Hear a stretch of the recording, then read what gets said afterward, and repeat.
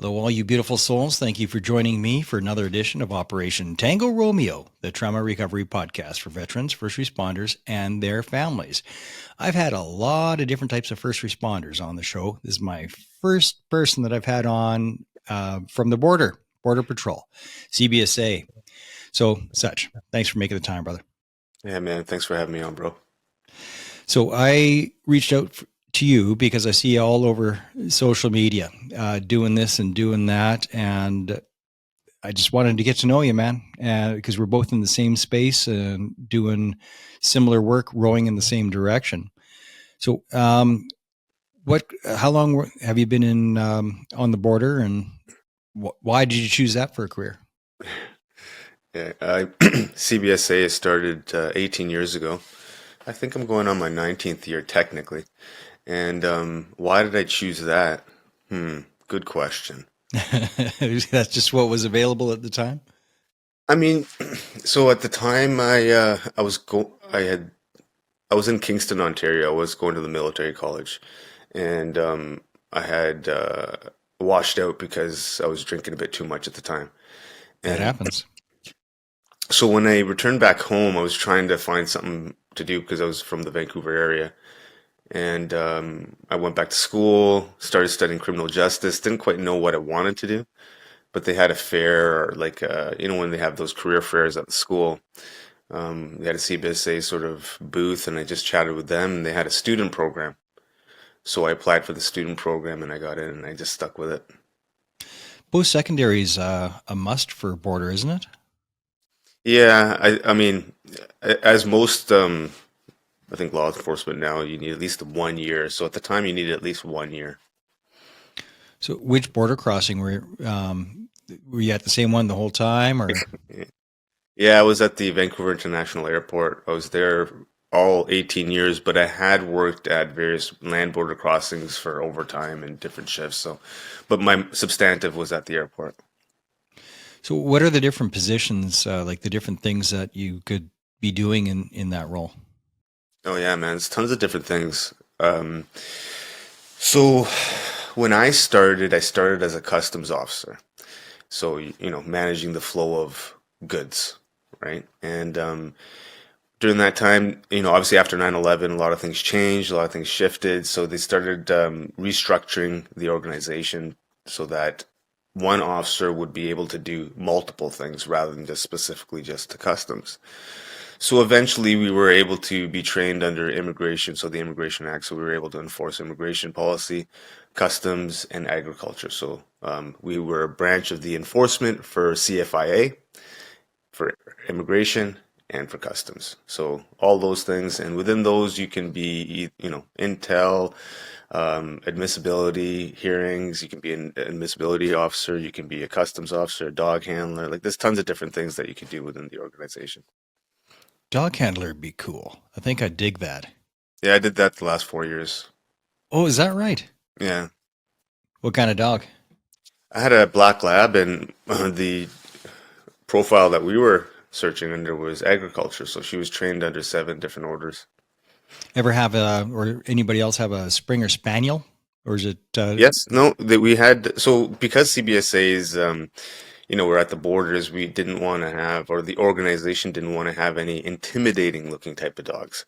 So all the dogs were either, labs, beagles, spaniel, I mean, not a ton of spaniels, but you'd see, from time to time there'd be different types of dogs that we would see, but Yeah, primarily, anything but a Belgian. yeah, no German Shepherds, no Belgian Malinois, nothing like that. Yeah, well, freaking hairy alligators. When I worked with the RCMP, I was a soldier, I was working with a ERT team for a little bit, and they had the Malinois. Whew, hairy alligators. Like those Hmm. things were just ready to go, Yeah, rocket they're great. ships. They're fun, but they're a lot of work, and they're active. They are fur missiles, and if they have a temper tantrum, you're going to know about it. Hmm. One of the Mounties actually had his face half ripped off by the dog he was working with. I was like, that's not supposed to happen. No, definitely not, man. They train up the aggression much. Yeah. I have a Springer Spaniel, and yeah, nothing less intimidating than a Springer Spaniel. Oh man, I had a black lab, and she was like, I mean, it was she was uber friendly, like no aggression in her whatsoever. So I would say that's probably the best gig out of all the everything you could do on the border. Would you say that's the best of all the gigs? Yeah, I mean, Or is there one that is there like what are the best gigs? What are the worst gigs when it comes to border? I guess it depends on the individual, right? The person that's doing the job. Like, if you don't like dogs, well, being a handler kind of sucks, right? So, it depends on the individual. For me, I liked. When I got into the position as a handler, as I saw it, most people who became handlers, that was their kind of career goal, what they always wanted to do. Even perhaps before they started in the career, it was what they wanted to do. I kind of just did it just because I had done everything else and I hadn't explored that option, and I kind of wanted to take a back step a little bit in terms of the enforcement that I was involved in. So I chose to be an agriculture dog handler, which had a little bit less, you know, confrontation involved. So So in agriculture, like what are you looking for exactly with the dog when you're doing agriculture? yeah, so the dog. So essentially, as a handler or even an officer at the border, when it comes to agriculture, you're looking for prohibited goods that are coming in that can affect the market here, right? So let's say you have, bird flu or, swine flu or whatever these different things that are coming from different parts of the world. You want to prevent these infestations happening in the country because they can just destroy an economy. If you had like an infestation with pigs, let's say, you'd have to cull the entire pig population of the country, which costs billions of dollars. So the function is to prevent those things from happening. And we're trained on a few fruits, pork, beef, various other meats, chicken, and some plant products. Essentially, those seven things, and you're trying to prevent any issues coming into the country. Can one dog do all seven? Yeah, Oh, no kidding. yeah, You'd figure it'd be a bit more like, two or three, but all seven. yeah. All seven. Like, well, stuff that we were hitting on quite a bit when we were coming through the airport was primarily like meat products, but yeah, they're all trained on all seven, and we maintain those skills throughout the career of the dog. That sounds like a good go. I think I'd like that. Yeah. The worst go for me, I can't do assembly line. So Mhm. initial intake, like baggage scan, oh, shoot me. Just Yeah. shoot me. Yeah. No, for me, a lot of like, yeah, it is a challenge, the monotony of certain things. Like, for first few years, obviously, I was sitting at a booth, as people are coming through, and speaking to 500 people in a shift, trying to determine risk and assessing risk, it is a bit monotonous. Has there been, or have you seen anything about cancer rates with the people that are doing the baggage scans? I haven't heard anything, and I haven't seen anything come out. But having said that, I haven't really investigated it, so I'm not sure if there is a thing there or not. Yeah, you don't find what you're not looking for, I guess. Yeah. But I'm pretty sure I've come across a few things on that, and it's not good. Mm, I mean, because it's all day, every day, and that it's cumulative. That stuff adds up, especially those scanners. There's for sure. I think for me, the primary issues I was would have been aware of. Obviously, I was working airside for a little bit, so we're outside by the planes quite often, and loud sounds, whatnot. So ears eventually take a hit, and then illnesses. Working at an airport, international travel, people come from all over the place. Getting sick was for some people quite frequent.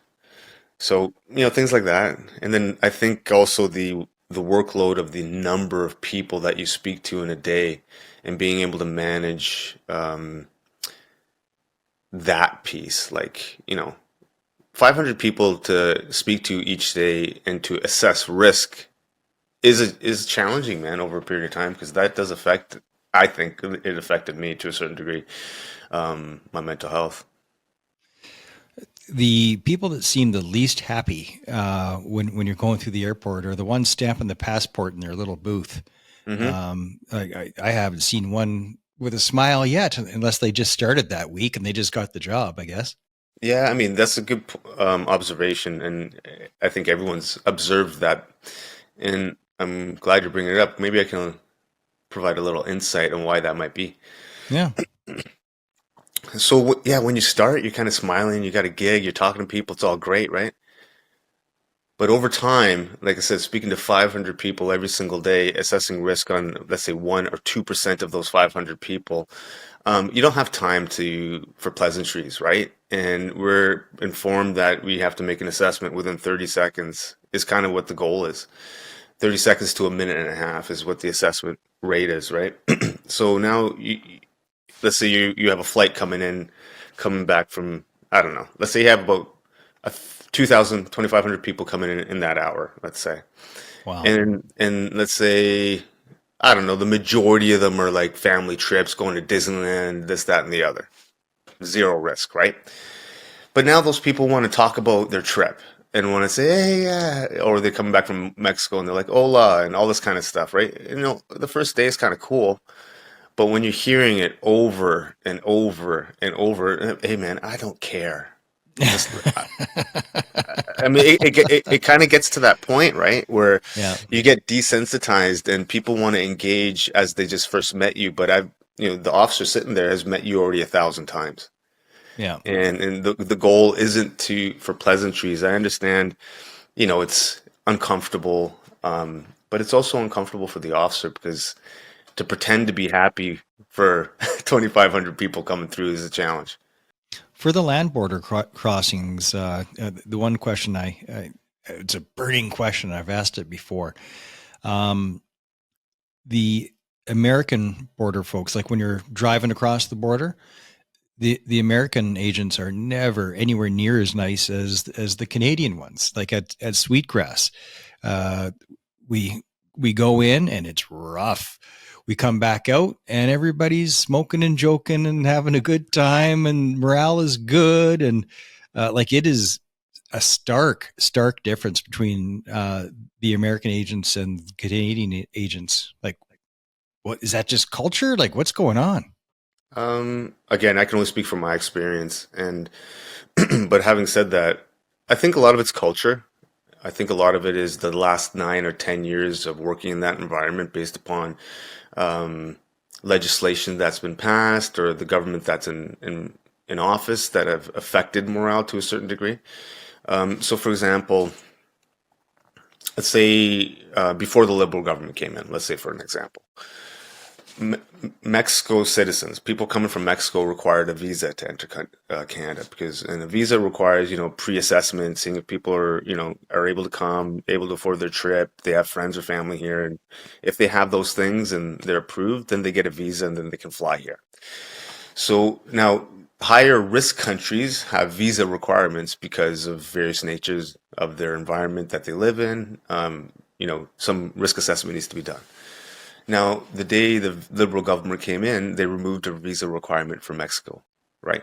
So now, it doesn't sound like a big deal, but the next day, just from the Vancouver International Airport, we had pretty much a full flight of Mexican nationals coming in when that wasn't the case before. That were all coming to either claim refugee status or coming here to do various other things because they didn't require a visa. All they had to do is buy a ticket and then fly up here. So now what does that do when you have about 8 officers working in a secondary environment where they have to now assess 300 people and there are only 8 people? It provides a lot of stress, a lot of angst, a lot of additional workload that, affects people over time. And so when you feel like the government or an organization doesn't have your back, and this is all not new information for any organization. A lot of organizations deal with this, but when you feel like they don't have your back, they don't support you, morale will go. So Yeah. I suspect that's kind of what's happened over the last 9, 10 years, in my experience.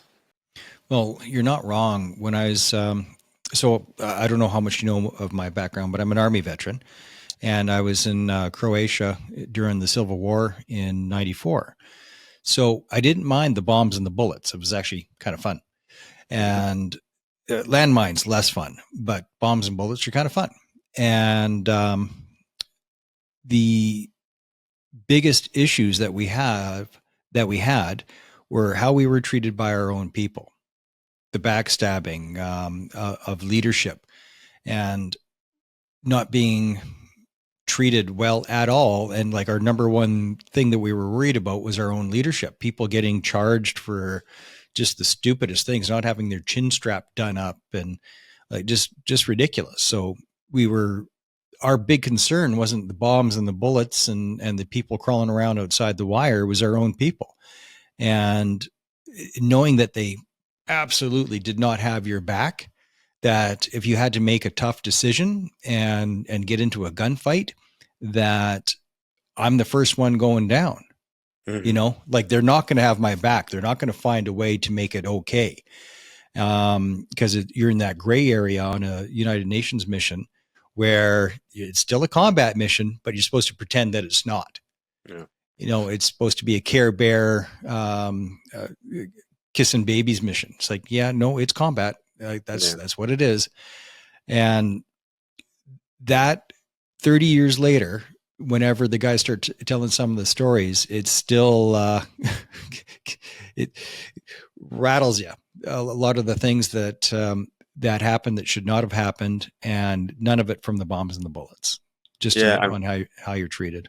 No, for sure. And look, I definitely can't relate to that experience, but maybe on a smaller scale, I can in the sense that that was my experience where I worked. It was more so the organizational sort of structure and how it functioned and how the officers were affected by that. So for me, I was more affected by that than the stuff I saw. Yeah. Do you have you got to have a couple of funny stories or shit that you found though?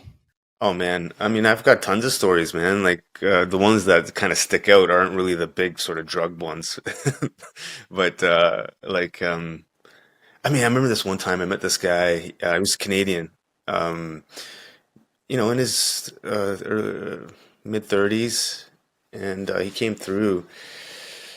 And so, long story short, he was you ever seen that movie Catch Me If You Can? Yeah, yeah, yeah. Okay, so this guy was kind of like that. Okay. He was like this international cat burglar, and he became he was originally from Winnipeg, and he was extremely intelligent, but he didn't conform to society, I guess you could say. And as a 15-year-old, he figured out how to hack an ATM machine. He started like stealing money from ATM machines, and eventually, he progressed higher and higher, and eventually went. I can't remember which country it was, but some sort of like royal diamond somewhere in France. He went to go steal it, and he ended up ripping it off. Long story short, he eventually did get busted, but then he started working with the federal government to help them figure out how to catch people like him. But his whole story was interesting. He was actually, you ever heard of that magazine Wired? It's like Yeah, yeah. so he was featured in that magazine. And anyway, so I had a Sometimes crime does pay. yeah, and so I'm having this interesting conversation with this guy, and he's really doesn't care about anything but just status and money and having fun, like just having fun. That's kind of what Yeah. his methodology was. And then I saw him again come through, and he thought we were like he came through a couple times, two, three times. He eventually thought we were like kind of friends. I was on a coffee break at a Timmy's at the airport. He came out, and he came from behind, and just kind of jumped on me. It's like almost like I'm like thinking about getting my pistol out, but but he was a an entertaining story that I experienced that might be different than what some others might share in this space. Oh man, it's I'm way too scared of jail. Right? Yeah. Some people aren't, man. I'm too pretty for jail, such. Yeah, man. Hey, listen, I guess what it is, some people might think that way, but I guess I can relate to a certain degree with the non-conformity of way doing things. So Yeah. I guess maybe when he was talking to me, I like he was a criminal and he committed crimes, but in that I didn't hate him. Like I just thought he was interesting and he was funny. Yeah. And I could have seen myself going down that road maybe if I didn't certain things didn't happen in my life, right? And Well, I especially kind if of, you're high IQ, like I get that. I'm yeah, not saying I'm a Einstein or anything like that, but probably around a buck 20, so a little above the curve. right, And so I get bored easily. That's why I can't do assembly line kind of stuff, right, right? And so when you just don't fit for regular stuff, like even being a tradesman, I can do it for a while as long as I'm engaged and I'm learning and I'm challenged. But as soon as it becomes just doing the same thing again and again, I cannot mentally do it. I don't have the strength for it. And so if that's the case, and I could see people because they don't know what else to do, they're going to do whatever they can do. hmm And if the only thing that you can do that keeps you going, that keeps a smile on your face, because life is short, and if the only thing is crime, because that's the only thing that gives you a little charge or it keeps you interested and engaged and challenged, like it's so easy to see people falling into that. hmm It's the wrong choice, yeah. but I could see that for sure. I mean, me too, man. I can understand it. I mean, because I get bored super quick, and Yeah. I mean, in part of my, I to be honest, I think I got bored of CBSA and working there. To be honest, in conjunction with some of the other issues I was dealing with, because I reflected back on my career, and every 3 years I kind of did something different within the organization. Every 3 or 4 years, I kind of just shifted and moved around and tried to do different things. As soon as I started getting bored and kind of understood the capacity that I was working in, I was okay, time to do something else. And then it got to a point where I'm like, man, I've done everything that I want to do here. I don't want to sit here another 20 years and Well, wait to it's die. federal. Couldn't you just be a Mountie? I could, man, but like at the end of the day, Because the pension would transfer over, right? yeah, sure, but money isn't everything. And for me, I just got bored of the space. As one thing, like, don't get me wrong, like there were other issues, but one of them was like I was just bored, man. I didn't want to do it anymore. Yeah. But you're still doing it now. I'm away from work on leave. Yeah. Technically, I'm on sick leave right now, working through a WCB claim, Okay. and so we'll see what happens out of that. If not, then I'll just kind of transition out and do what I'm doing full time. So tell me about the birth of such in motion. In motion. Yeah, thanks for that question. So 4 years ago, what is it now? 2024? Yeah, about 4 years ago, um, 5 years ago, I was going through a separation and divorce, and that kind of precipitated a lot of reflection.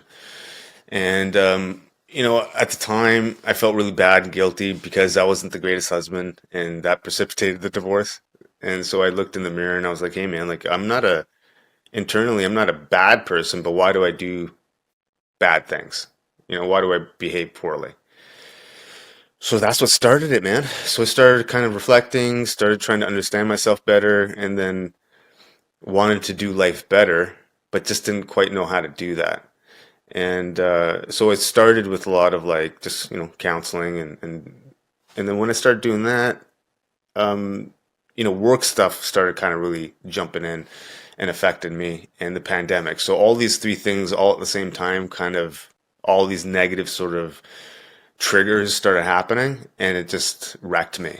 And I ended up having a major depressive episode. I wasn't sleeping for months, Oh and man. like, bear with me, I may get emotional every time I kind of think about it. It kind of bothers me. So yeah, I hadn't been sleeping for months, and then it got to a point where it's like, oh shit, I probably got to go see a doctor here. And so I ended up seeing a physician, ended up getting some medication, and started kind of like just trying to put things back together. But the things that were kind of going on weren't really doing it at the rate that I wanted them to happen. So, so I started reading on my own. I wasn't much of a reader, so I started picking up some books, started listening to some podcasts, started kind of diving deeper in the mental health space, um, and yeah, the mental health space, and like as it relates to veterans and first responders. And and then I just tried to take ownership of my life a little bit because it felt like I didn't have any control over anything. So enter in running shoes. I hadn't ran since high school, and I'm 46 now. I started running, what is it, at 42, and nothing amazing, nothing crazy. I just kind of was trying to find something to keep me occupied and sink my teeth into because I was really not doing well mentally. And it gave me something to focus on. So I started running 5Ks a week, just kind of just do something. And through that process, I started learning something. I wanted to dive deeper into it. I wanted to get better at what I was doing, but I had no frame of reference. I wasn't really talking to anybody. I was just all on my own, trying to figure it out. And as you can imagine, 18 years in law enforcement, dealing with certain types of things, the people around me, i.e., my friends of the last 18 years, started kind of ghosting. Wasn't really talking to anyone.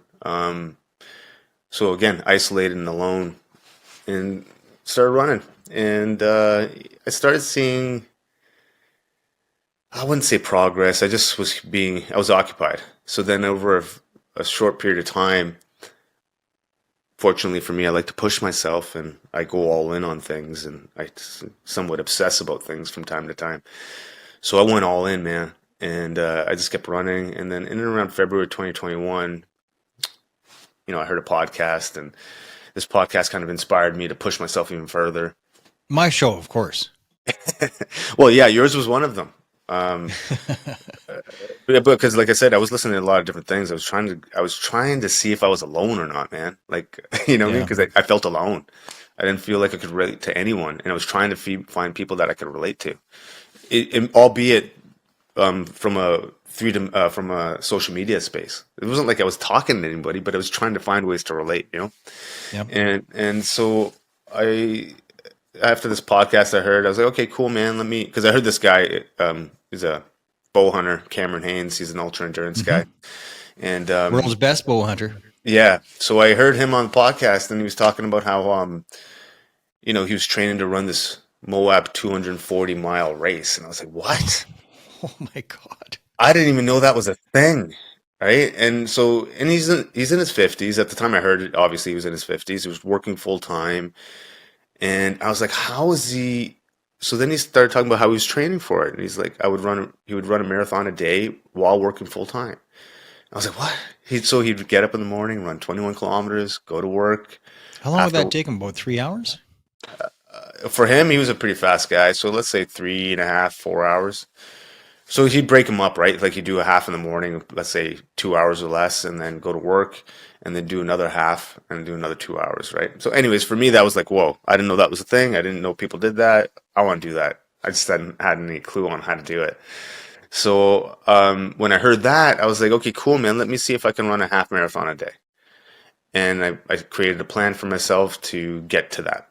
And I started with 11 kilometers a day, and I did that every single day for that week, and then progressively increased it a kilometer every week until after 10 weeks I got to 21. And so now, why is that? So 21's a half marathon? Half marathon. Yeah, it's a half marathon. It's 21. Okay. 21 kilometers. And after I did that, there's a couple things that came into mind. One was like observing myself do something I never thought in a million years I could do.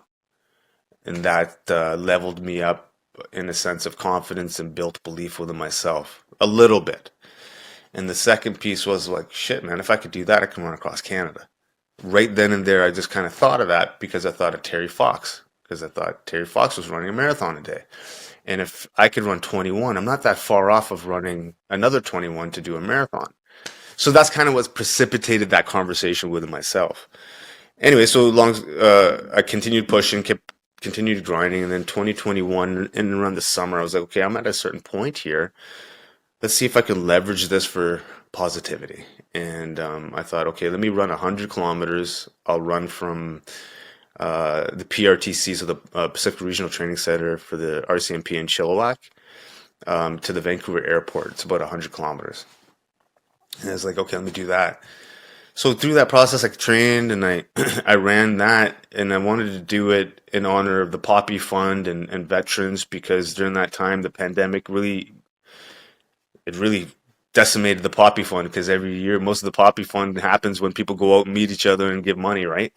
And So I recognized that there was a bit of a gap there, and I thought, okay, maybe I can raise a little bit of money to kind of, help that. And so I did my 100-kilometer run on the 7th of November 2021, and I ran that 100 kilometers in just under 15 hours, and raised 21,000 for the BC Yukon Legion Command for PTSD programs for veterans and RCMP members. And after I did that, I was like, crap, man, I never thought in a million years I could do that. Like, what else can I do, right? And mind you, I was really still affected with my mental health at this time. I was extremely depressed, but I still kind of grinded through all that.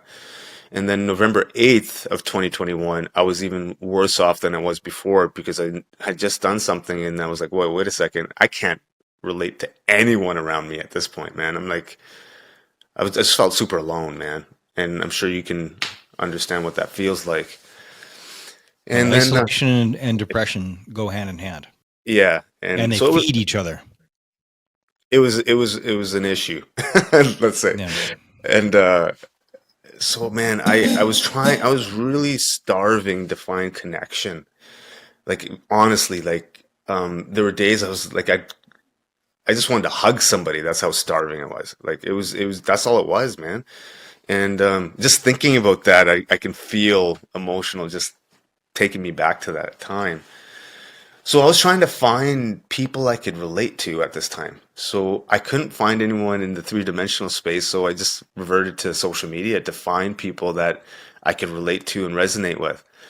And so I have a friend of mine, he's in the social media space. But I'm friends with him in real life for the last 5 or 6 years. His name's Seb Lavoie. He's a retired RCMP E Division Sergeant Major, and he does like mental health stuff, resilience, and all this kind of stuff. And so, anyways, I was friends with him, and I noticed him flying off to Haiti in December of 2021 with another friend of mine that I met at that time. You might know him, Sean Taylor. Yep. Yeah. Okay. So these guys were in Haiti doing some consulting work, and I was thinking to myself, like, and they're posting on social media, obviously. And I say to myself, well, who's this guy hanging out with Seb, right? And so I started tracking Sean. And then so in his bio and his Instagram, it says all his things, Tier 1, JTF2, this, that, and the other. So when I saw that, I was like, oh, cool, maybe I can resonate with this guy or something. Like, I don't know, like I'm doing something crazy. Maybe I could relate to that, not thinking very clearly, but that's kind of what my thought process was at the time. So I'm at the airport at this time. At this time, my tools have been removed based on my mental health, and reluctantly removed. And I was also placed into my uniform, obviously removed, and then I'm placed into the office with no windows. They asked me to stay there and not really do much outside of that office, which was a room, not an office. Wow. And yeah.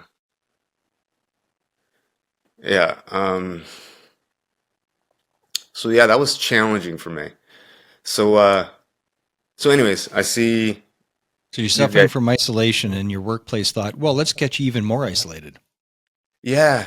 I mean, that's what they thought, and I requested from management, hey, can I just go home? Just send me home and let me figure out my stuff there rather than be in the workplace like that. Because I was also fairly active within the operation. Like, I was kind of known in the operation to help people, and I was one of the main guys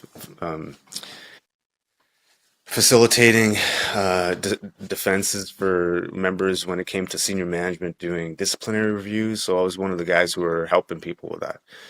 And so putting me in a room that, highlighted that I was in a penalty box wasn't the best for me. Anyway, so I see them, and so at the time, there was a snowstorm in Vancouver in December of 2021, which rarely happens. And Sean Taylor lives in a small town called Rossland, where you'd have to take a small flight to Trail and then drive over to Rossland, or Castlegar and then Rossland, whatever. And so his flight was canceled, and he posted up in his stories, hey, I'm in Vancouver, anyone want to go for a coffee? And I saw that, and I hit him up, and I was like, yeah, let's do it. So I met up with him and spoke with him at the mall. We were at Aberdeen Shopping Center, got a bubble tea, and we sat down for about 30 minutes.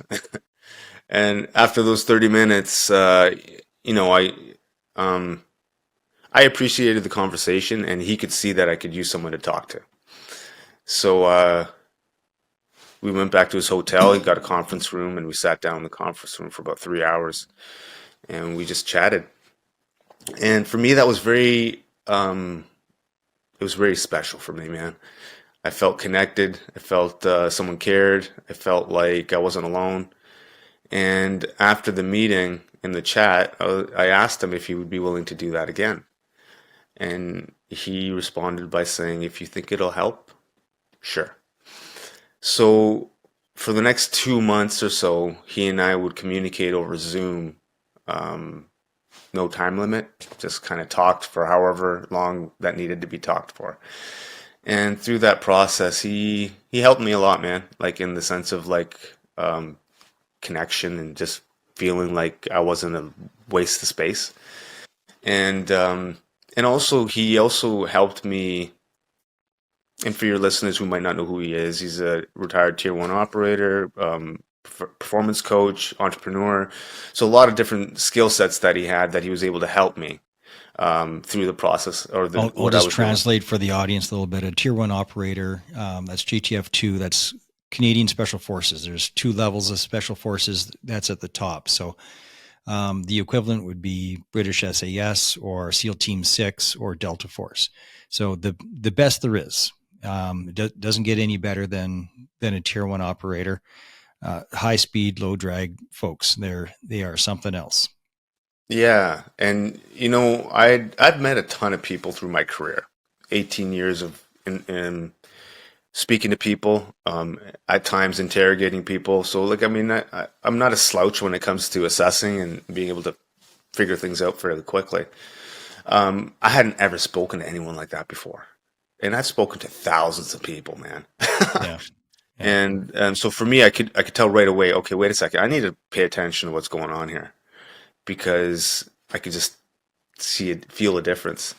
Anyway, so over the next 2 months, he performance coached me out of my mental state, and we had a lot of great conversations about purpose, about service, about these types of things, and he helped me understand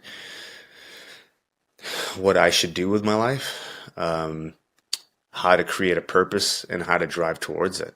So essentially, after a 2 month period, that's what I did. I wrote down a mission statement for my life, and that's to maximize my skill sets for everyone around me and to affect permanent positive change. And I wrote it down in such a way so that it never changes. It doesn't have to be running across Canada. It doesn't have to be anything. Essentially, just be the best version of myself for everyone around me As long as and you're try. going in that direction. That's it. And just help as many people as I can if I'm able to.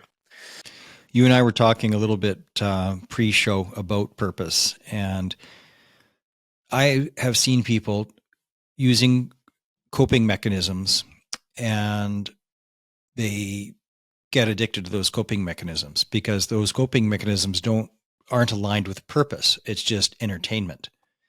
And you need coping mechanisms, but if you're not healing, you will always need the coping mechanisms and you'll become addicted to them, whatever they are. Whether it could be golfing, like it could be any activity, running. These are good, healthy things to do. But if you're not healing, you're always going to rely on them.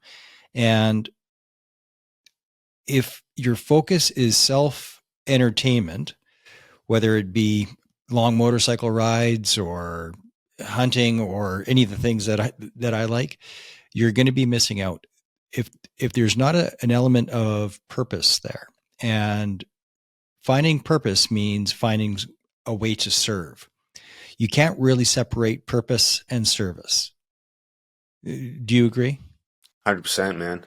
Um, well, if you want to optimize your purpose, you can't, Mm, right? Because people have all kinds of purposes in the life that really doesn't optimize them as an individual, right?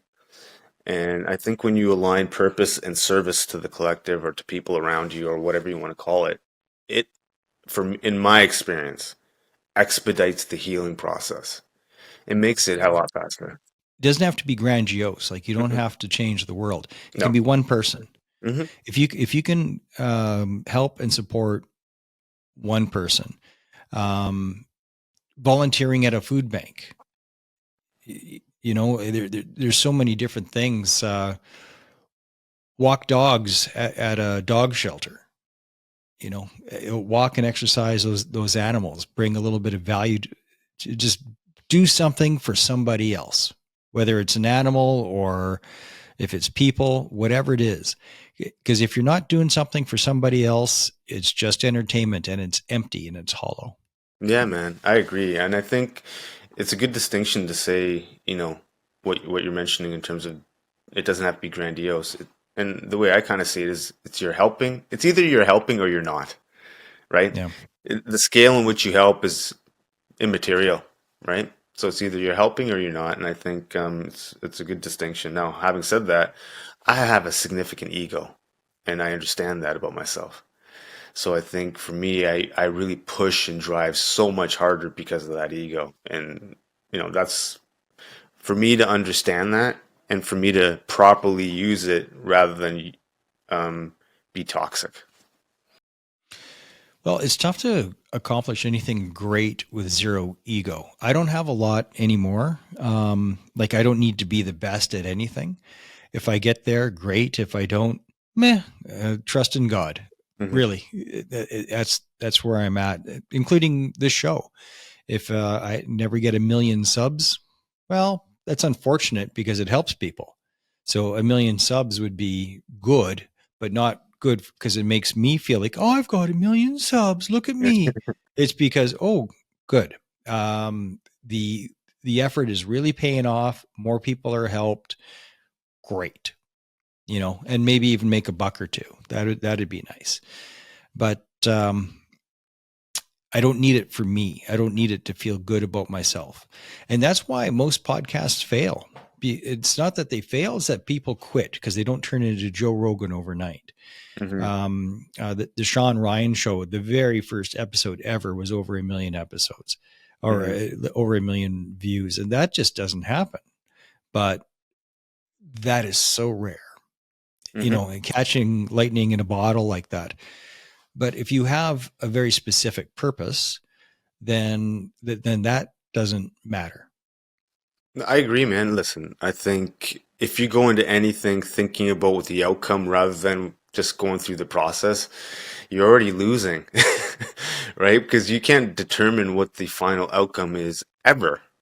All you can determine No. or really understand is your work effort, the consistency of the effort, and just trying to be of service. And through that process over a period of time, if it turns into something cool, and if it doesn't, that's cool too. But like to your point, as long as you're helping somebody, and that's kind of the mentality I'm employing right now. Yeah, I've set all these kind of crazy goals, but they're really just something to um, anchor me into pushing as hard as I possibly can. Not for myself, because I don't like running. I still hate it. I do it. I hate it. I freaking hate it. But I do it because I recognize um, the benefit of it, not just for me, but for a lot of other people.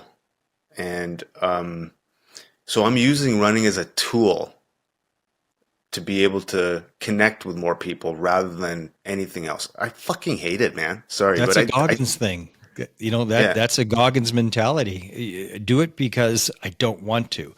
And that's for anything athletic, but anything, whether it's business or whatever, if you can do the behaviors that you don't want to do, but you know that you have to get to the goal, that's the difference between a goal and a dream. A dream is just wishful thinking, Hmm. but a goal is a commitment to doing the work to go in the direction that you want to go. When I was a sales trainer with Sandler Training, we never focused on the results. How many sales did you get this week? We never did that. It was how many calls did you make? How many meetings did you book? No, it was all about the work because if you do the work, you can have faith that the result will be there. And if the result isn't there for some reason, then either you're not working very well, like you're not doing the work properly, or it's beyond your skill level and this just isn't for you. But you're not going to know if you don't do the work. Like I I'm an arm wrestler. I've been doing this for 5 years. And but I go to the Red Deer Club and I'm the weakest guy there except for the new guy. Right. I can handle the new guy and this 15-year-old kid can slaughter me on right, but I can hold him on left, you know. Um, but I know I'm not haven't been doing the home training enough long enough over a long enough period of time. So if you don't do that and you're just relied on natural talent, you're not going to go anywhere. You're just going to spin your wheels Hmm. because hard work beats talent every single time. Agreed, man. And that's me, to be honest. I'm not an amazing athlete, just not. And it might sound silly or whatever, but it's a true, man. I wrestled in high school. I was the worst wrestler on my team. I was the worst runner on the team. All right. When I used to compete in bodybuilding, I wasn't the strongest guy. Like all my workout partners were all stronger than me and bigger and more jacked and leaner. When I started in jujitsu, I wasn't that great and I wasn't that flexible and all the different things. But I work freaking hard. I Yeah. work freaking hard and I try my best and I try to really get after it as much as I possibly can. And if I set a goal, I'm going to do my very best to achieve that goal. And so for me to, if I don't reach a goal and I don't achieve it, it won't be for the lack of trying, right? I'll put the effort in. Now, whatever the outcome is, then I'll be happy with it in any case because I've done my best. Like I mean, what else can you do? Yeah, that's it. It's pride in the process. One of the soapbox items that I've had for my audience is talking about things like it's either something you're doing or something that you're not doing. Like my sobriety, I've been bone dry since well, I know about 5 years now. So what Awesome. as long as the show is going on. So just by taking something, eliminating something, that's still a daily accomplishment. Because every day I'm like, nope, would really like a scotch on ice, but nope. And because I'm a better person when I don't. And Yeah. it's just that simple. If I'm going to be the best person that I possibly can, which to me is a goal that everybody should have, if you have a sense of personal responsibility, be the best you that you can be. Well, there's no place for alcohol in that equation. To me, for me to be the best, and I'm not condemning it for others. I'm not telling, wagging my finger at anybody at all. Not even a little. My wife still drinks a little. It doesn't matter. I'm just saying, for me, I know I can't be the best me. Nowhere near it. Every cringe moment that I can think of Hmm. that I'm still like, oh, why'd I say that? Ooh, why I do that? Always had a couple drinks in me. Yeah. Every time. Nothing outrageous, just that's not the best me. And I want to be the best me. And with this show, sometimes people reach out to me and I'm their sounding board. Well, if I got a couple drinks in me, I can't take that call. And Right. I'm not a hotline. I am not a hotline, but every now and then people reach out regardless. And I want to be able to be present and switched on. And if I'm half in the bag, I can't do that. I agree, man. I mean, I do drink from time to time, but now it's not even close to how I used to drink before. Like, I mean, maybe a pint, maybe two, if I'm watching the fights with some friends. Totally healthy. Yeah, now I'm like, I really have zero desire to have a beverage now. Like, and that wasn't the case before for me. Um, I used to be white knuckling it most of the week, and then you know, oh yeah, this is where it really where I acknowledged it. It was the point where I would be looking forward to a drink, let's say at the end of the work week or whatever, and I would grab a glass. It used to be like a double vodka soda with lime or something, right? And Delicious. and as soon as I would sip it, I would react to it and relax immediately. So the alcohol hadn't even taken effect. But as soon as, basically the Pavlov dog theory, as soon as I touch it, the relaxation would start happening. And I started recognizing that. I'm like, wait a second, this is not good. And so when I was dealing with my issues, the pandemic, all that stuff at that time, I made a commitment. Okay, right now I'm not drinking. Like I just made a commitment not to drink because I knew if I did, I probably would have done some things or something that would have been regretful. And so I made that commitment at that time. Now that I've gone through a process of relative healing and finding purpose and building belief in myself and have self-worth and all these other things that I needed to do before engaging in a beer, I've done. And so now I don't require anything to um, self-medicate. Now it's just I'm hanging out with some friends and having a beer. And it is a medication. Like it's a fabulously effective drug. You know, it's there's a reason that alcohol is such a problem because it works. Hmm. It just there's such a price tag to it. I don't know what it was about me when I was a young soldier. I just kind of knew that okay, I'm entering a drinking culture here. I'll just make sure that I never drink to compensate or I don't drink as medication. I don't drink because I've had a bad day or because I'm stressed. I don't know what was in me. Maybe it's because of my dead alcoholic uncles. Like, I don't know, but there was something in me that just recognized that's got to be the line. You can't. I can't do this to regulate myself. I can't use it as medicine. And so instead, I just used it to party. But a lot of it, like it. Oh my God, I pounded them back. Amen. But yeah, and ended up doing things that I should not have done because I have zero impulse control anyway. Mm, You know, a few concussions will do that to a guy, hmm. and TBIs, childhood trauma, put it all in a stew. And yeah, impulse control, not there. Add a couple of drinks. There's Oh man, pretty much nothing I won't it's try. it's in the rearview mirror at that point, man. It's Oh yeah, far well yeah, beyond that area, right? So, no, I totally yeah. get it, man. I relate to that 100%. Got some pretty stupid hold my beer moments, like legendary. Yeah, I don't think we should have a competition in that right now because I'm sure both of us can go on for hours for some of these stupid things that we've done after a few drinks.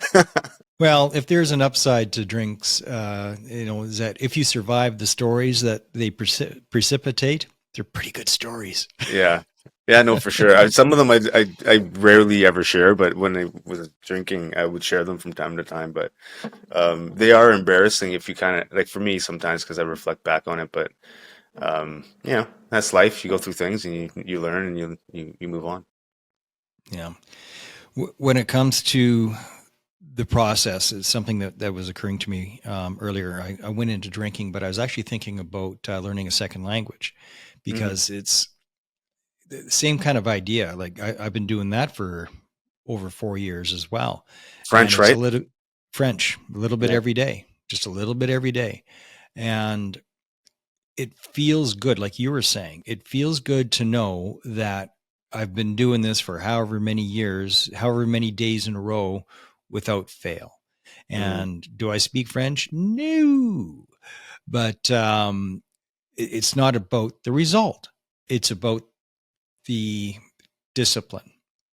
People say, well, I just don't have that kind of motivation. I'm like, okay, listen to some Goggins and slap yourself upside the head. You don't need motivation. Motivation is junk. Um, it's discipline. Motivation isn't a choice. It's there or it isn't, Hmm. right? And in the military, there's forced motivation. So it's do it or else. But when you're out, it's all up to you. And motivation just doesn't work. Inspiration just doesn't work. And like it might get you out of bed, but that's about it. Discipline is a choice. Discipline is a choice. When you do something, and the ultimate expression of discipline is what you've been doing. You run even though you hate it. That's the cold plunge. I've got the cold plunge tank. It's just on the other side of that door. And I popped in, I popped out just as fast, Yeah. and I haven't been in yet because I have not built the discipline to do it, the Yeah. commitment. But it is a choice, is the point. It's It a is, man. choice. It is. And I think to your point, motivation, inspiration, all these types of things, they're just feelings, right? And what do we know about feelings? Just like sadness and anger and happiness, they come and go. But discipline never does. And if you're able to cultivate discipline in specific areas, I mean, that's a superpower. And Yeah. if you're able to do things that you don't want to do voluntarily, well, now you're increasing a certain part of the brain, scientifically proven. If you're voluntarily engaging in acts, it doesn't have to be running, but it could be anything, like learning a new language. Voluntarily doing that when you don't want to, when you have that feeling of not wanting to do it, having that difficult conversation, reading that difficult book, whatever it is. If you're doing these things repeatedly over a period of time, now you're developing the mid anterior cingulate cortex of the brain, and that keeps growing over time if you're engaging in these difficult tasks. Now, for me, running has healed me. The running is a task or a thing that I've been doing that I never wanted to do, and I still don't want to do it. So I'm engaging voluntarily in a task that I don't want to do. Now, over a period of time, that's developed certain parts of my brain which have made me more resilient, have made me a person that can handle things that would have wrecked me before. So, I mean, proof is in the pudding, as I like to say. Want to sprinkle something into the conversation too, and I can use his name because we just had a long conversation about this. He's very open about it. The world record hiker is a friend of mine. His name is Dana Meincke, and Dana's the only person alive who's done the entire Trans Canada Trail. I think he's done like 24,000 kilometers or something bonkers, Amazing, amazing. like amazing, right? And yet, didn't matter how many kilometers he did. He still thought very lowly of himself. He still didn't think he was special. He still like he couldn't outrun his self-esteem. He couldn't do it, right?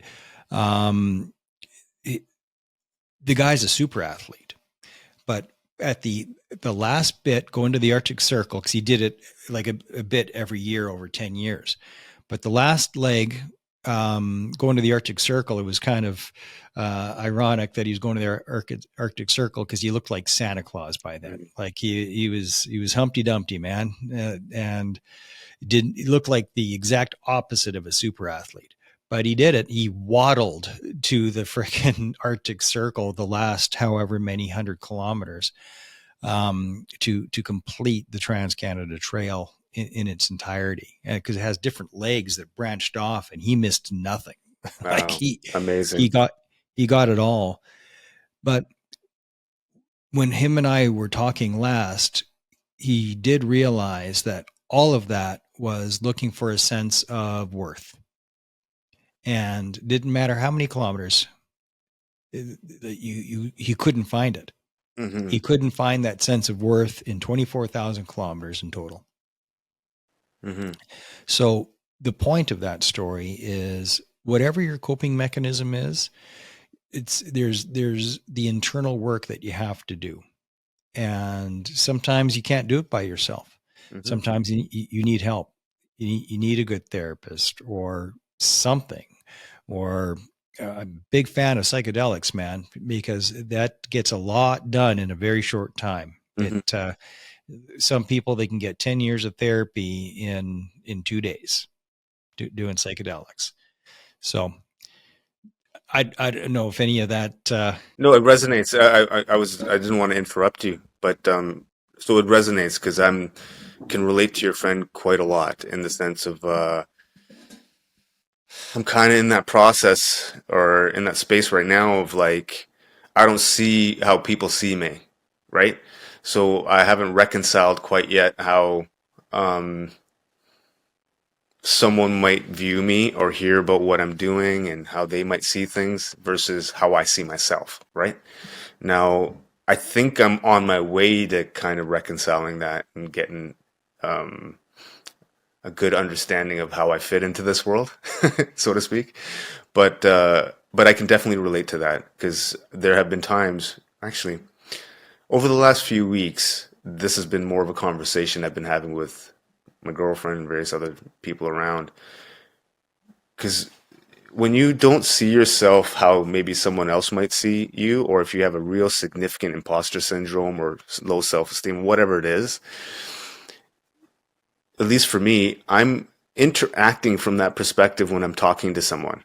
So they might see me a certain way, but we might be on totally different frequencies, so we may not even be communicating in the right way.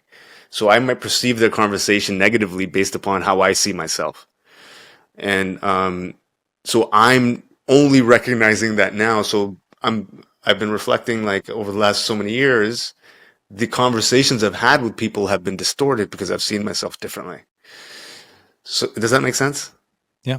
Yeah. So now I'm in a place now where I'm really touched by the things that are happening around me and the people that are connecting with me. And so now that gives me pause to reflect further. What do they see? Why are they saying certain types of things? So I'm trying to reconcile that. So what do I mean? So now I'm in a fundraising effort, right? I'm trying to raise a certain amount of funds to execute against my run across Canada. And the way I want to do that run across Canada, I want the entire country to know about that. So what is required for that? What's required is a certain amount of money so that I can have film, videographers, editors, social media, PR agents, all these different things associated to it, so we can increase the footprint of that. Okay, so now when I went to Toronto last week to meet with people, have meetings, and pitch them various different reasons why they'd want to be involved in what we're doing, and it wasn't a hard sell, man.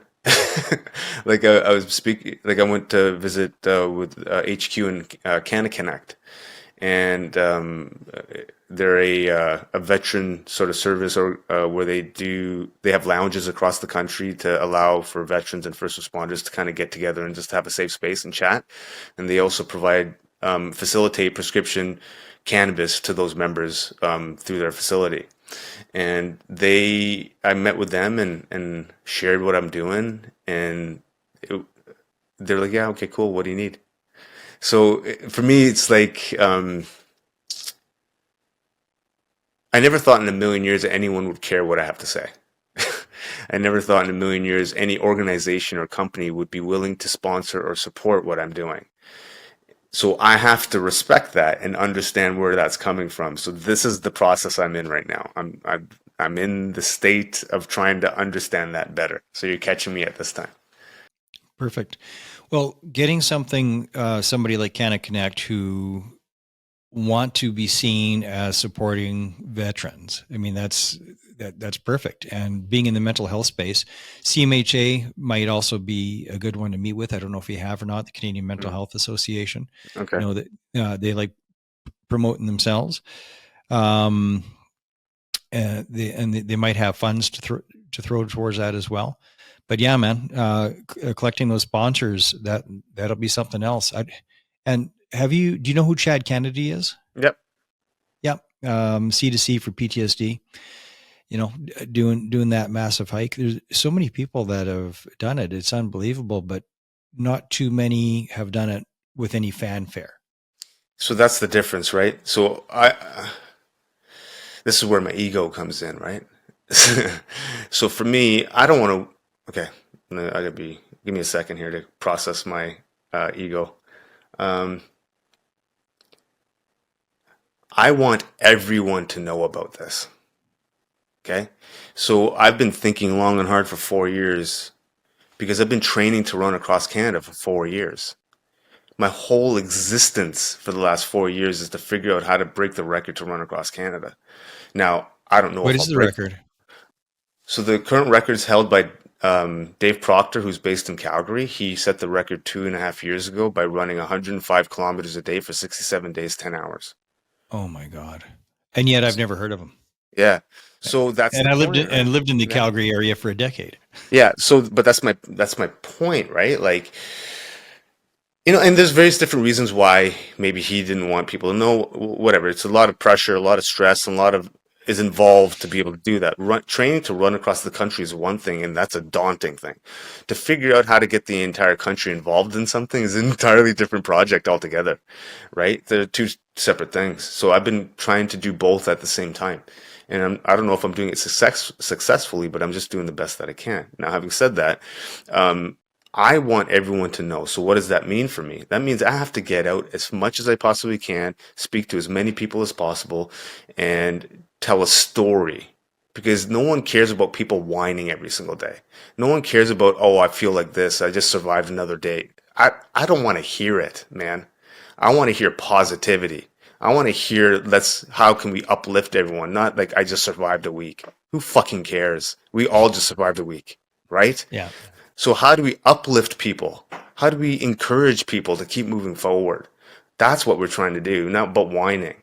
So for that to happen, we have to do it in such a way that inspires people to get up and move, inspires people to engage life, inspires people not to just endure life, but experience it. And if we can share that story, it's not just me running across Canada, and which is a lot of things that should be able to get people's attention. The reason why I started running is because it gets people's attention. I could have done bodybuilding or jiu-jitsu, but no one cares. Everyone understands running. That's why I started it. Everyone understands what 100 kilometers is. Even if they've never run it, they understand that's crazy, right? So that's part of the reason why I chose running. Now, there's a few things that I have that I can capitalize that maybe some others don't. I'll be the first person of color to run across Canada. I'm a veteran. Having said that, only a small period of time because it couldn't last much. It was like a year and a half and I got washed out. 18 years served in law enforcement. I'm attempting to break a record to run across the country, right? So these are all things that I'm doing to raise awareness for mental health support for veterans and first responders, but also creating a larger conversation around mental health. You know, Terry Fox did something, and I'm no Terry Fox, so I don't want anyone chirping me. It's not what I'm saying, but I'm following in his footsteps because we stand on the shoulders of giants, right? So he did something 40 years ago to raise awareness and funds for cancer research. The way I see it, and I suspect you do too, is our modern day cancer is the mental health crisis. So if we can galvanize the country around a common goal and move in that direction by inspiring a bunch of people, that's what I'm trying to do. So using the timing is right. When I started the show about 5 years ago, the conversation was just getting going. Like it was a sort of interesting time to start doing what I was doing. And where we are now, 5 years later, and the show is just a micro part of it, there's all these other things going on, like the Rolling Barrage, which is a C2C motorcycle relay tour for PTSD, and so many other mental health conversations that are coming along. Bell Mental Health Day. There's a lot, and because of that, the stigma there's a real dent in the stigma. It has not. It's still there, but it's had a bite taken out of it for sure. Because there's so many of us having these conversations, and just sharing your story on the show today, you're doing the same thing because somebody's going to resonate to you and your story and what you had to say, and they're going to go, "Oh man, that's something that is really familiar to me," and then they don't feel alone, or even talking about the isolation and feeling alone. That's one of the worst things. And when you feel alone, it's tough to feel any worth if you feel like you're alone. We're a tribal animal, and self-worth and connection are hand in hand. So the danger of feeling lonely and isolated is suicide. That's definitely one of the roads to suicide is getting isolated.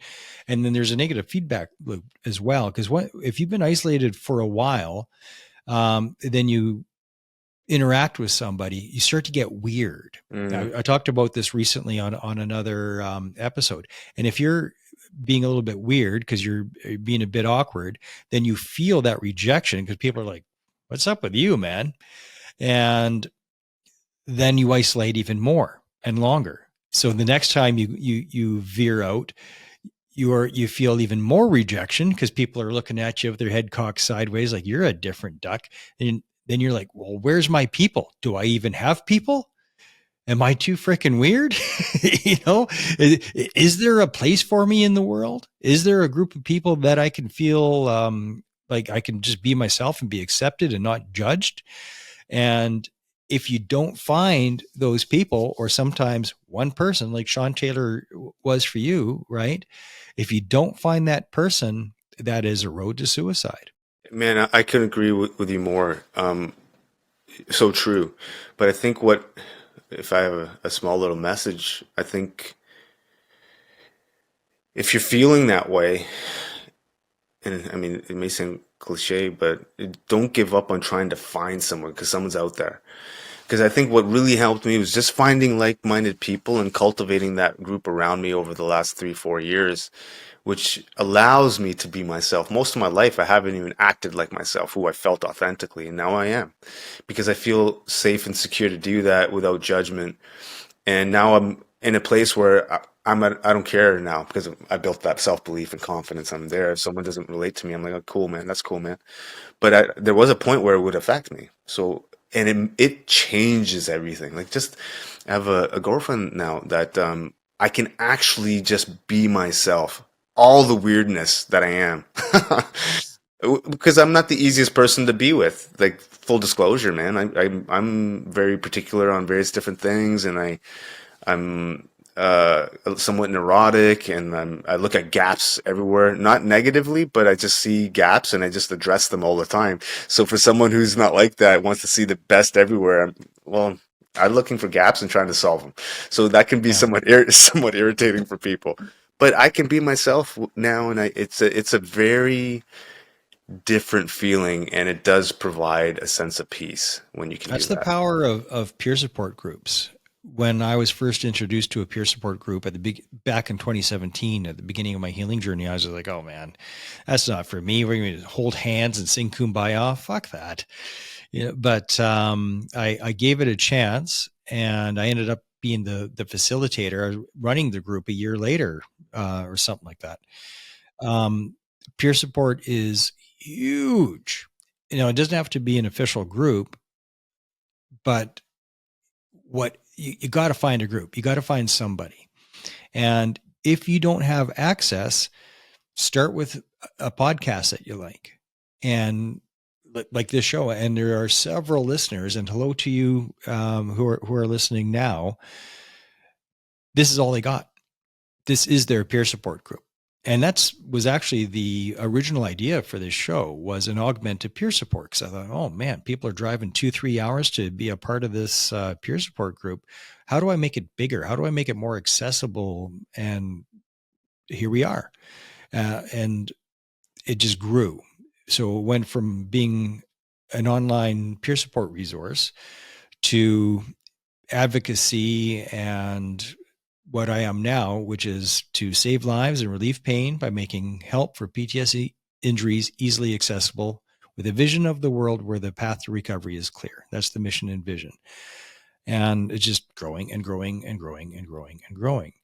But it was all about just being accessible for more people. So if this is the only thing that you got, it's the only resource that you have, well, there's 330 something episodes, and you can listen to them twice, I guess. Hmm. But since I started, there's so many other shows, which is just perfect and wonderful. And if this helps you feel connected, which it does, because they hear people like yourself, and then they go, "Oh my God, I'm not alone." And then maybe even hear something that inspires you to make the decision to put discipline in your life and start to do the work of healing. It ain't easy. And that's why pills are so damn popular. Oh, all I got to do is pop a pill on time and all is better. Nope, sorry, it doesn't work. Doesn't work. So I look at them as I'm not on my on medication anymore, but I look at them like a crutch. You break a leg, you might need a crutch for a period of time, and once you kind of heal up, you can kind of wean yourself off if you're able to. Um, I agree with you, man. I think the medications are definitely not the be all end all. There's so much more that needs to be done No. um, on top of it. No, they are. great in a pinch, maybe to take the edge off, but they're not the only way to go. But if you're on meds for mental health for more than a year, that's not good. And I just want to make a point about this too, because since we're talking about the medication piece, it's not good, and I think the medical industry obviously needs to reevaluate how they do things. And the reason why I'm saying that is my own personal experience with my physician. He told me I'd be on the medication for the rest of my life, right? And he suggested that I do that. And I was like, as soon as he said that, I was like, screw you, bro. Like, that's what I'm saying in my head. I'm like, I'm not doing that. Be on medication forever. But that goes to show, like, he's a younger physician. He's not an older guy. Like, he's probably in his 30s. And he was saying that. So, like, how many people are hearing it all the time? It's how they're trained. For everything there's a pill, and it's the medical industrial complex. Hmm. That's just what it is. Oh, that's a conspiracy theory. No, man, that's greed. That's what big money does. Whether it's big pharma or oil and gas or whatever, um, that's just corporate greed. Hmm. And your best interests are not what big pharma is after. Big pharma makes money if you're sick. If you're not sick, they don't make money. So they are financially incentivized to keep you sick and to not offer solutions. Pills are not a solution, not for mental health. They are a band-aid for a little time, for a little while. But out of all the different solutions that I've covered on this show from around the world, pills have never been one of them, because the actual numbers are they don't work. SSRIs don't work beyond the placebo effect. And for all the people who say, well, it worked for me, not beyond the placebo effect, it didn't. And there's not one scientific paper, not one, that shows otherwise. And that's the truth. It's all a scam. Yeah, I mean, I can very much speak to my experience, and I feel just as good, probably better now that I have connection with people. I'm living and experiencing life through a purpose, and I'm fairly active. I eat well. I manage various different things as I should, and I'm not on medication. And I felt better than I ever have. So I think what people don't do is explore all the other things that you can do without medication, right? People just take medication and think, okay, I don't have to do all the other things, right? You Well, got to find a tribe. That's what arm wrestling was for me. yeah. It's I found a tribe that was focused on strength and fitness. Well, more strength. So you put those two things together, and it could be jujitsu. It could Mhm. it could be just your gym membership for $25 a month. If you're don't have your headphones on while you're in the gym, so you can actually talk to people, you start to get to know people, and then you're glad to see them. And it keeps you going. I tell you what, man, I always feel so much better after I talk to people and have meaningful conversations. And I think people, it might sound silly, but man, it's like a medication, man. Meaningful Mhm. conversations with people, like having a podcast and talking meaningful things that, resonate with each other. I'll feel good after this conversation, man. When I'm done and dealing with the rest of my day, I'm like, it's so much better than fucking popping a pill, man, and just relying on that and not doing anything else other than that. Yeah, I, Well, and yeah. meaningful conversations. I agree with you, and that's one of my challenges in finding people that are a fit for me. Mhm. How's the weather? Or talk. I mean, I'm a hockey fan. I watch the Edmonton Oilers, but only with my wife, because it's a me and her thing. Right. I like watching her screaming and yelling and jumping up and down for the Oilers, Yeah. and we put on our jerseys, and it's a nice little bonding thing for us. If she's not in the house, oh, was the game on? Yeah, I don't care. Yeah. you It's know, funny. It's funny you mentioned Edmonton. My daughter's 7, and her mom was born in Edmonton, so they kind of watch Edmonton Oilers and stuff. And so she never cared about hockey before. Now she's all in it. So I just picked her up a Connor McDavid jersey Oh, for, nice. for Christmas. So man, I can't wait to see her face when she opens it up. So you know what? Since you mentioned that that's a thing between you and your wife, I think I'll employ that with my daughter and myself watching Edmonton games. Oh yeah, it's just so fun. And when we had the playoff run, we had an Oilers flag, and we got all kinds of Oilers gear and Oilers mugs, and it just makes it a party, Yeah, man. And then you get your heart broken, and you do it all over again. But Yeah, if you stick, it's the only hockey I'll watch is Oilers hockey, because it's the best game to watch there is. But I'm not a spectator. mm, I'm a participant. So the only other sport that I'll watch, that I'll pay money to watch, is the world level arm wrestling. Because I'm so invested in it. got The it. studio that I'm in, as I look past the camera, that's my gym is right there, and the arm wrestling table, my little super compact gym. But That's it works. So awesome. if you come to visit me, I've got a gym. And lots of. Where are you at? I am at a place called Buffalo Lake, which is near Stettler. So if you go to Red Deer, and then you go about Hmm. an hour east and a little bit north, that's me, and we're on the south shore of Buffalo Lake. It's for me, it's paradise, man. It's fantastic. Well, you know what? I'll come out there someday and check it out, man. Because I love going to places that are like that, like visiting Sean Taylor. He lives in Rossland. It's a nice and quiet area. It's kind of nice to go. I'll probably go in the first week of January just to recalibrate. And then my friend Seb just moved to Cardston, and so his place looks so beautiful out there. Like it looks like a freaking ranch in Montana or something. I love that stuff. But Maybe well, one we day. got a bunk for you, man. You're welcome anytime. Oh man, I appreciate that. Maybe I'll run through there. Yeah, run right past. Well, we're about there, Such. So, thank you so much for taking time to be with me today. Are you going to get your website up and running anytime soon? Yeah, I got a call actually on Wednesday with a website guy to get it back up and running again. Let me just share a couple of things before we bounce out. I wanted to restructure the website to change it what it was before to what it is going to be for next year. So, for those of you who are listening, I'll be kicking off to run across Canada next June, attempting to run at least 100 kilometers a day for 70 consecutive days, doing it to raise awareness and funds for veterans and first responders. The goal is to raise $1 million as I'm running. I'll be the first person of color to do it.